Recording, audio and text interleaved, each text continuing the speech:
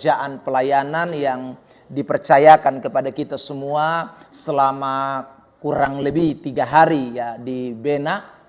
Nah, saya mau bicara beberapa hal penting tentang bagaimana kita melayani. Yaitu, saudara, kalau kita bicara soal pelayanan, maka ada beberapa hal yang kita perlu perhatikan dan kita sama-sama harus camkan itu sebelum kita ada di dalam pelayanan itu. Yang pertama, saudara yang terkasih di dalam Tuhan, kalau kita bicara soal pelayanan, maka kita sedang bicara soal pekerjaan ilahi atau panggilan ilahi. Ya, kalau ada kata ilahi, itu berarti berkaitan erat dengan sesuatu yang bersifat supranatural atau bersifatnya roh, bersifat sesuatu yang tidak kelihatan. Itu panggilan yang Tuhan berikan kepada kita.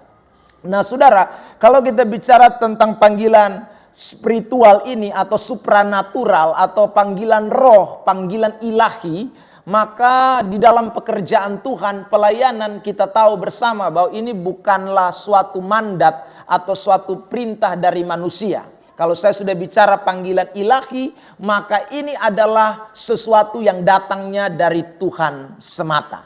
Saya tunjukkan beberapa ayat buat kita soal ini. Yang pertama di dalam kitab Yesaya pasal yang ke-6 ya. Saya bacakan ayat yang ke-8. Firman Tuhan berkata begini. Lalu aku mendengar suara Tuhan berkata, siapakah yang akan kuutus dan siapakah yang mau pergi untuk aku? Maka sahutku, ini aku, utuslah aku. Aku mendengar suara Tuhan. Suara Tuhan itu berarti suara roh, suara ilahi, suara yang tidak kelihatan, suara supranatural, bahasa yang saya pakai. Nah, ini suara itu datang bilang apa? Dia bilang, siapa yang mau kuutus atau siapa yang mau pergi melayani. Jadi panggilan pelayanan atau mandat pelayanan itu bukan sekali lagi datang dari manusia, tetapi datang dari Tuhan. Nah, saudara yang terkasih dalam Tuhan, dalam konteks ini kita akan pergi melayani di Bena, Maiskolen, ya, itu ingatlah baik-baik bahwa ini bukan karena gereja di sana yang panggil kita atau Bapak Bernardus Leo yang punya gereja jadi dia panggil kita ke sana, atau ini bukan karena program Bapak kepala sekolah sehingga kemudian kita pergi ke sana, tapi ini adalah panggilan mandat sorgawi yang Allah perintahkan buat kita semua untuk pergi melakukan tugas ini. Ada amin? Kalau kepala sekolah kasih mandat, ada yang tolak? Ya? Tidak ada ya. Ya, kalau kepala sekolah kasih mandat saja tidak tolak, apalagi kalau Tuhan yang kasih mandat sama kita ya. Jadi kita harus lebih tentu mau menaati apa yang Tuhan nyatakan kepada kita. Saya berikan lagi satu ayat di dalam Perjanjian Baru tentang panggilan pelayanan ini. Ya, Yohanes pasal 15 ayat 16. Begini firman Tuhan, bukan kamu yang memilih aku, tetapi akulah yang memilih kamu. Dan aku telah menetapkan kamu supaya kamu pergi dan menghasilkan buah. Dan buahmu itu tetap. Supaya apa yang kamu minta kepada Bapa dalam namaku, diberikannya kepadamu. Aku yang pilih kamu. Ya, pilih dalam konteks ini adalah pelayanan atau melayani. Aku yang telah menetapkan kamu. Ya, jadi bukan kita. Bukan instansi tertentu. Bukan organisasi tertentu. Itu hanya alat kecil saja. Tetapi yang sesungguhnya menetapkan kita untuk melakukan suatu pekerjaan pelayanan itu adalah Tuhan. Karena itu ini kita mesti camkan baik-baik atau kita mesti ingat baik-baik bahwa panggilan melayani itu bukan mandat siapa-siapa tetapi mandat dari Tuhan. Saya senang tadi saya datang lalu Bapak Kepala bilang, saya tahu bahwa hanya ada 2 tugas yang saya harus kerjakan, tanggung jawab dan melayani. Nah, kenapa? Karena melayani ini bukan karena saudaraku jabatan. Ya. Melayani itu bukan karena sekali lagi perintah sesuatu yang kita terima dari dunia. Bukan. Tapi ini panggilan, ini mandat surgawi. Jadi siapapun sebenarnya kalau dia orang Kristen, ketika Tuhan tempatkan dia ada dalam suatu bagian tertentu, tugasnya adalah melayani. Amin. Oke, itu pertama. Jadi kita semua pergi ke sana, tidak ada yang jadi bos, semua kita pergi untuk melayani. Ada amin? Saya pernah pergi pelayanan di Sabu Raijua. Ada orang Sabu di sini? Oh ya, baik. Saya pergi ke Sabu Raijua, tepatnya di Liai. Ya, saudara. Kali itu kami KKR 3 hari, dan yang ikut pelayanan itu rata-rata mahasiswa. Ya, rupanya ada yang baru ikut pelayanan, saudaraku. Jadi belum mengerti arti melayani. Nah, di Liai itu ada daerah tertentu yang tidak ada air. Ya, airnya tidak ada sehingga kita sukar sekali.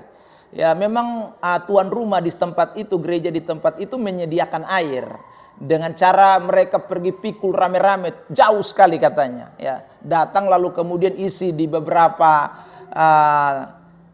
tempat, ya drum, ya. Lalu kami rombongan itu pakai mandi. Ya, saudara. Nah, ada di antara kami yang mandinya tidak tahu diri. Ya, saya sebut mandinya tidak tahu diri. Tahu-tahu air susah, ya, tapi di Bena air banyak, Bapak. Ya. Itu tinggal kita cebur di kali saja sujadi. Ya, ini saya cerita konteks air susah, ya, saudara. Lalu kemudian dia mandi, bukan lagi banyak air, lama lagi. Sementara ibadat ini sudah mau dimulai, KKR hari pertama sudah mau dimulai. Saudara, kami sudah siap-siap semua. Kita hanya tunggu itu manusia 1 orang itu saja. Ya, mandinya sudah lama, dandannya lama lagi. Ya, saudara. Dia keluar datang ini, dia pakai sepatu hak 5 cm punya itu. Ya, bahkan mungkin lebih dari 5 cm, maka ada 8 cm. Tinggi sekali. Nah, panggung yang mereka buat waktu itu di lapangan sekolah, ya, sekolah seperti ini juga, tapi sekolah SD, ya kami bikin KKR di situ. Itu mereka bikin panggungnya itu dibuat dari kayu, bukan papan. Nah, kayu itu kan jaraknya itu pasti ada. Nah, saudara, yang tadi hak 8 cm ini, dia ini singers. Ya, dia mau melayani jadi singers di panggung ini yang tidak rata itu. Nah, ini panggung kita kan tidak tahu rata tidak karena mereka tutup pakai terpal. Nah, jadi ini sama seperti saudara kucing di dalam karung. Jadi tidak ada yang tahu. Ya, saudara. Nah, dia juga karena tidak tahu naik pergi dengan PD-nya. Dia pikir ini mungkin rata saja.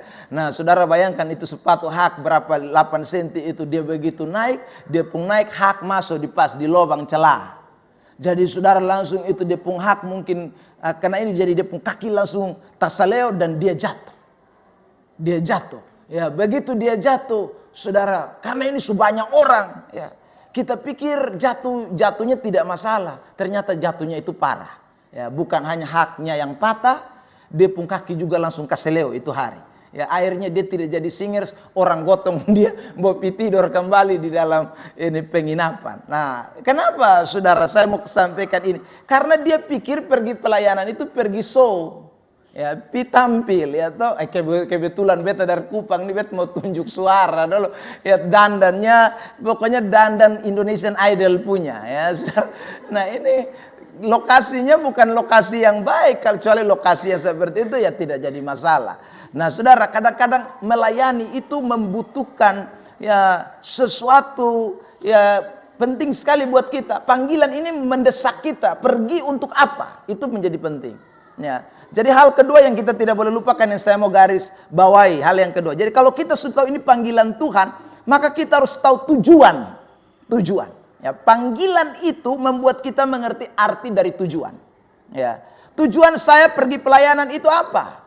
Saudara yang terkasih di dalam Tuhan.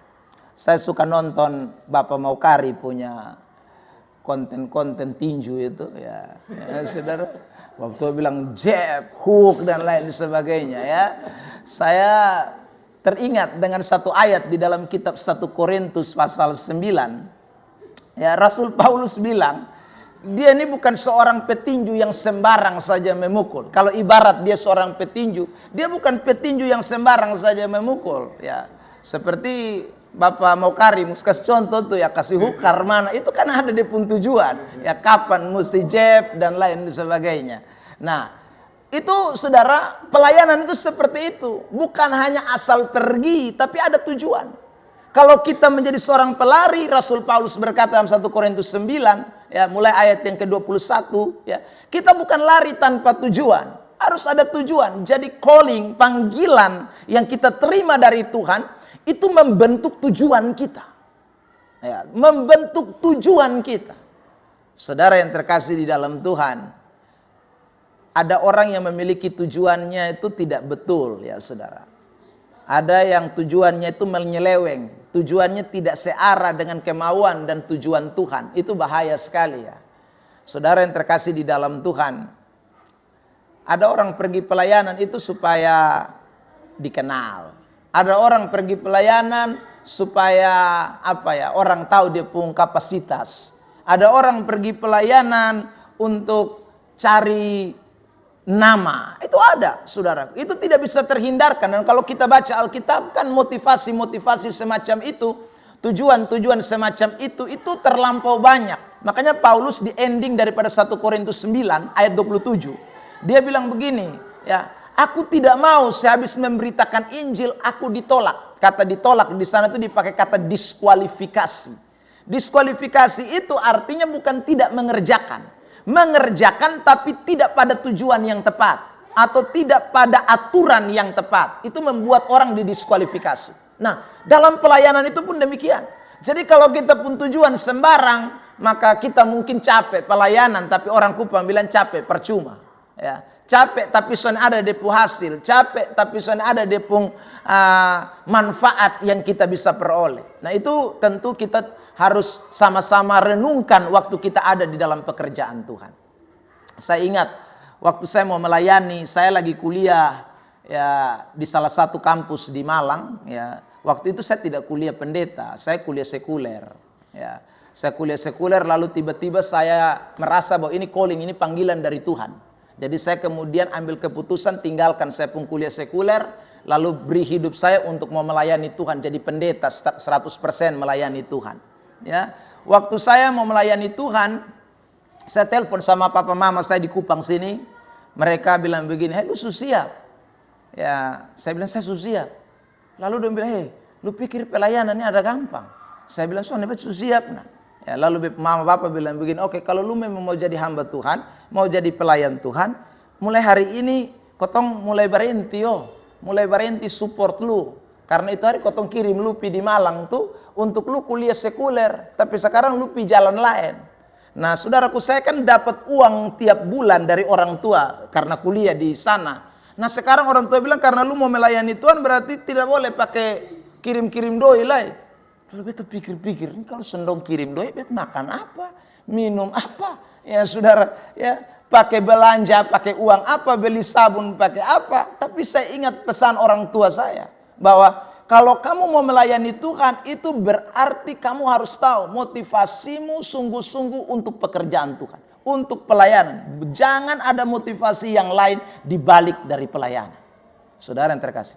Jadi mulai sejak itu orang tua saya tidak kirim duit lagi, ya, dan saya mulai berharap hanya urus doa, ya, Tuhan ini mau makan ini hari karmana, Tuhan mau belanja sabun karmana, itu hanya urus, hanya berdoa. Mulai saudaraku, kenapa saya mau diarahkan kepada motivasi yang benar, mau diarahkan kepada saudara tujuan yang benar. Sebab kalau saya punya tujuan yang salah, maka pelayanan akan menjadi sesuatu yang hanya sekedar kegiatan rutinitas tanpa ada efek yang memberi sesuatu kepada saya pada akhirnya. Ini menjadi penting buat kita semua yang akan pergi pelayanan. Saudara, tujuan kita tidak boleh keliru. Nah, apa tujuan yang sesungguhnya? Saudara yang terkasih di dalam Tuhan, tujuan yang sesungguhnya dalam kita pergi melayani itu tidak lain dan tidak bukan adalah untuk pergi memperlengkapi orang lain. Ya, memperlengkapi orang lain. Memperlengkapi itu bicara banyak hal. Ya, saudara. Memperlengkapi itu tentu saudara bisa hal-hal yang sifatnya adalah sekuler, tapi juga ada hal-hal yang sifatnya rohani. Sesuai dengan kapasitas yang Tuhan kasih sama kita. Kita Tuhan mau untuk pergi memperlengkapi. Jadi saudaraku, sampai di sana ketika ada di dalam pelayanan, kita harus tahu tujuan saya datang memperlengkapi.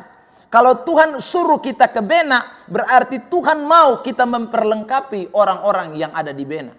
Jadi ini bukan pergi jalan-jalan ya, tapi kita pergi dengan satu tujuan yang pasti, tujuan yang tepat, tujuan yang terarah, yaitu saya pergi untuk memperlengkapi orang-orang kudus yang ada di Bena sana, di Maskolen. Saya baca saja satu ayat buat kita di dalam kitab Efesus pasal yang keempat ya, saudara yang terkasih di dalam Tuhan. Perhatikan ayat ini, saya bacakan buat kita. Efesus pasal yang keempat, mulai dari ayat yang ke-10. Mulai saya bacakan. Ayat yang ke-11. Dan ialah yang memberikan baik rasul-rasul maupun nabi-nabi, baik pemberita-pemberita Injil maupun gembala-gembala, dan pengajar-pengajar. Untuk apa? Memperlengkapi orang-orang kudus bagi pekerjaan pelayanan, bagi pembangunan tubuh Kristus. Jadi kita pergi di sana diutus Tuhan. Ingat, sebagai pemberita Injil, ada yang mungkin sebagai pengajar, ada yang sebagai ini dan itu. Tujuan kita tidak lain, memperlengkapi orang-orang yang ada di sana. Itu tujuan kita pergi pelayanan. Nah, kalau kita melakukan ini, saudaraku, pelayanan kita akan menjadi pelayanan yang berkenan kepada Tuhan. Hal yang ketiga yang saya mau tekankan buat kita. Saya ulang, pelayanan itu panggilan atau calling. Yang kedua, saudaraku, pelayanan itu bicara soal tujuan. Lalu yang ketiga, pelayanan itu bicara soal hasil apa yang kita capai. Ya, hasil apa yang kita capai itu menjadi penting. Saudara kalau membaca dalam Matius pasal 23 ayat 15, ada orang juga yang sibuk pelayanan. Tapi mereka sampai pelayanan sudah menyeberang laut, menjelajahi daratan. Yesus bilang, tetapi mereka tidak bawa orang pi sorga, tapi bawa orang pi neraka. Nah, ini bahaya sekali. Saudara yang terkasih, jadi ingat, kita punya tujuan pelayanan untuk memperlengkapi dan kita mau ada hasil yang kita dapat. Ada hasil yang kita peroleh. Saudara yang terkasih dalam Tuhan. Hasil itu bukan hanya untuk kita, tetapi bagi orang-orang yang ada di Bena sana. Kita akan pulang, tetapi Bena harus mengalami yang namanya sesuatu yang Tuhan kerjakan di sana. Hasil apa yang mereka dapat? Jangan sampai kita pulang, lalu dong bilang begini, sama sah dong datang just sama sah. Nah, itu tidak boleh kita dengar. Tapi waktu kita pulang, kita harus mendengar bahwa, wih, ternyata pelayanan dari SMK 6 berdampak buat kita. Ada hasil, ada buah, ada sesuatu yang kita nikmati. Itu yang kita mau dengar ketika kita pulang nanti ke kota Kupang. Kita rindu, saudaraku, orang-orang menyatakan tentang itu. Hasil itu menjadi penting. Saudara yang terkasih di dalam Tuhan, kalau saudara lihat pelayanan yang Yesus lakukan, para rasul lakukan, tidak lain mereka mengacu kepada hasil terakhir. Ya. Yesus melayani saudaraku dengan begitu luar biasa. Hari ini kita lihat hasilnya terjadi. Ya. Jadi setiap pelayanan itu target terakhir adalah, endingnya adalah hasil. Apa yang kita mau lihat dari hasil pelayanan kita. Jadi ini kiranya Tuhan tolong kita semua yang hadir pada kesempatan ini. Baik saya yang nanti juga akan menjadi seorang pengkhotbah di sana, saudara yang mungkin WL, singers, ya lain sebagainya yang akan berperan dalam banyak hal. Saudara yang terkasih, kita mesti ingat 3 hal penting ini. 1, saya ulang, ini bukan mandat siapapun, ini mandat Tuhan. 2, ingat baik-baik, tujuan tidak boleh berubah, harus sungguh-sungguh menyenangkan Tuhan, untuk kemuliaan bagi nama Tuhan, itu tujuan kita. Ya, untuk memperlengkapi orang-orang yang ada di sana. Dan yang ketiga, hasil harus kita capai. Saudara yang terkasih dalam Tuhan, kalau saudara baca suratan Tesalonika, Paulus mengatakan kepada jemaat Tesalonika bilang begini, engkaulah buah pelayananku. Ya. Jadi engkaulah mahkotaku, Paulus mengatakan. Kenapa? Karena Paulus lihat hasil dari pelayanannya itu membuat ada orang-orang yang datang kepada Kristus. Orang-orang yang bertobat, orang-orang yang mengalami perubahan. Itu adalah buah dari pelayanan. Kiranya Tuhan tolong kita semua dengan firman Tuhan yang kita dengarkan. Saya kembalikan kepada Ibu MC.